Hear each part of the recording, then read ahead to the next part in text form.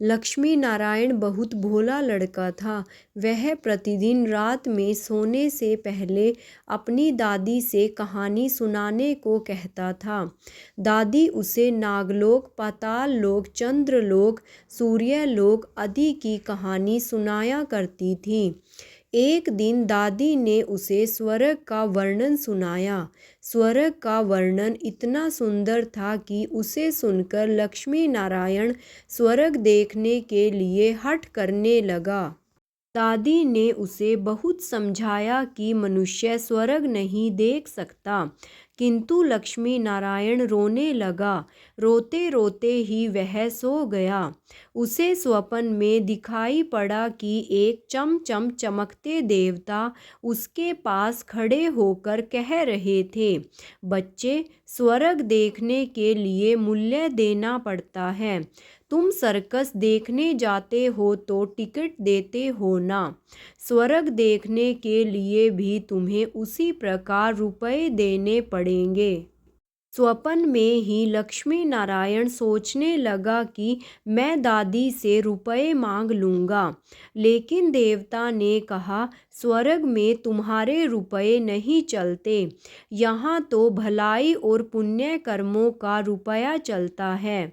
अच्छा, तुम यह डिबिया अपने पास रखो। जब तुम कोई अच्छा काम करोगे तो इसमें 1 रुपया आ जाएगा, और जब कोई बुरा काम करोगे तो 1 रुपया इसमें से उड़ जाएगा।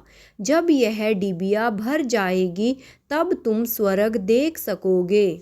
जब लक्ष्मी नारायण की नींद टूटी तो उसने अपने सिरहाने सचमुच एक डिबिया देखी। डिबिया लेकर वह बड़ा प्रसन्न हुआ। उस दिन दादी ने उसे 1 पैसा दिया। पैसा लेकर वह घर से निकला। एक रोगी भिखारी उससे पैसा मांगने लगा। लक्ष्मी नारायण भिखारी को बिना पैसे दिए भाग जाना चाहता था। इतने में उसने अपने अध्यापक को सामने से आते देखा। उसके अध्यापक उदार लड़कों की बहुत प्रशंसा किया करते थे। उन्हें देखकर लक्ष्मी नारायण ने भिखारी को पैसा दे दिया। अध्यापक ने उसकी पीठ ठोकी और प्रशंसा की। घर लौटकर लक्ष्मी नारायण ने वह डिबिया खोली, किंतु वह खाली पड़ी थी। इस बात से लक्ष्मी नारायण को बहुत दुख हुआ। वह रोते रोते सो गया। सपने में उसे वही देवता फिर दिखाई पड़े और बोले, तुमने अध्यापक से प्रशंसा पाने के लिए पैसा दिया था, सो प्रशंसा मिल गई। अब रोते क्यों हो? किसी लाभ की आशा से जो अच्छा काम किया जाता है वह तो व्यापार है, वह पुण्य थोड़ी है। दूसरे दिन लक्ष्मी नारायण को उसकी दादी ने 2 आने पैसे दिए। पैसे लेकर उसने बाजार जाकर 2 संतरे खरीदे। उसका साथी मोतीलाल बीमार था। बाजार से लौटते समय वह अपने मित्र को देखने उसके घर चला गया। मोतीलाल को देखने उसके घर वैद्य आए थे। वैद्य जी ने दवा देकर मोतीलाल की माता से कहा, इसे आज संतरे का रस देना। मोतीलाल की माता बहुत गरीब थी। वह रोने लगी और बोली, मैं मजदूरी करके पेट भरती हूँ। इस समय बेटे की बीमारी में कई दिन से काम करने नहीं जा सकी। मेरे पास संतरे खरीदने के लिए 1 पैसा भी नहीं है। लक्ष्मी नारायण ने अपने दोनों संतरे मोतीलाल की माँ को दिए। वह लक्ष्मी नारायण को आशीर्वाद देने लगी। घर आकर जब लक्ष्मी नारायण ने अपनी डिबिया खोली तो उसमें 2 रुपये चमक रहे थे। एक दिन लक्ष्मी नारायण खेल में लगा था। उसकी छोटी बहन वहां आई और उसके खिलौनों को उठाने लगी। लक्ष्मी नारायण ने उसको रोका। जब वह नहीं मानी तो उसने उसे पीट दिया। बेचारी छोटी बहन रोने लगी। इस बार जब उसने डिबिया खोली तो देखा कि उसके पहले के इकट्ठे कई रुपए उड़ जाते हैं। उसे बड़ा पश्चाताप हुआ। आगे से उसने कोई बुरा काम नहीं करने का पक्का निश्चय कर लिया।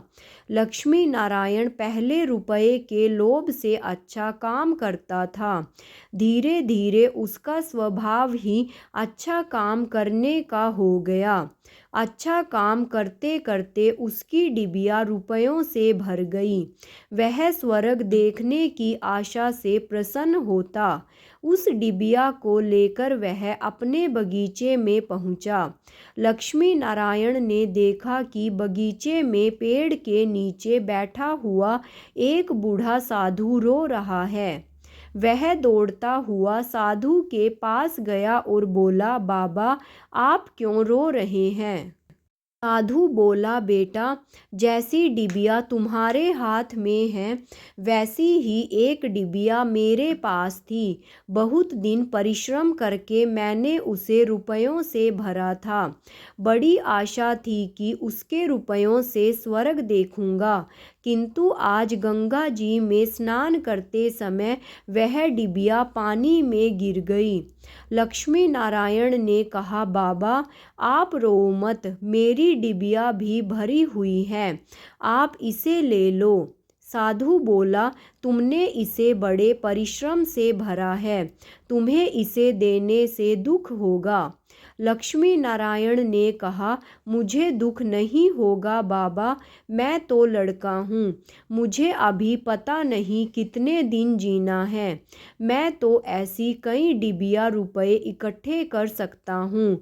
आप बूढ़े हो गए हैं, आप अब दूसरी डिबिया पता नहीं भर पाओगे या नहीं, मेरी डिबिया ले लीजिए। साधु ने डिबिया लेकर लक्ष्मी नारायण के नेत्रों पर हाथ फेर दिया। लक्ष्मी नारायण के नेत्र बंद हो गए। उसे स्वर्ग दिखाई पड़ने लगा। ऐसा सुंदर स्वर्ग कि दादी जी ने स्वर्ग का वर्णन किया था। वह वर्णन तो स्वर्ग के एक कोने का भी ठीक वर्णन नहीं था।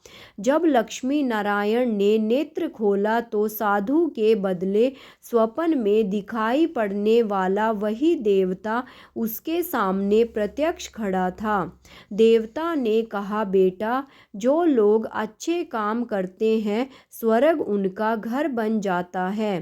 तुम इसी प्रकार जीवन में भलाई करते रहोगे तो अंत में स्वर्ग में पहुंच जाओगे। देवता इतना कहकर वहीं अदृश्य हो गए। मनुष्य जैसे काम करता है वैसा उसका स्वभाव हो जाता है। जो बुरे काम करता है उसका स्वभाव बुरा हो जाता है। उसे फिर बुरा काम करने में ही आनंद आता है। जो अच्छा काम करता है उसका स्वभाव अच्छा हो जाता है। उसे बुरा काम करने की बात भी बहुत बुरी लगती है।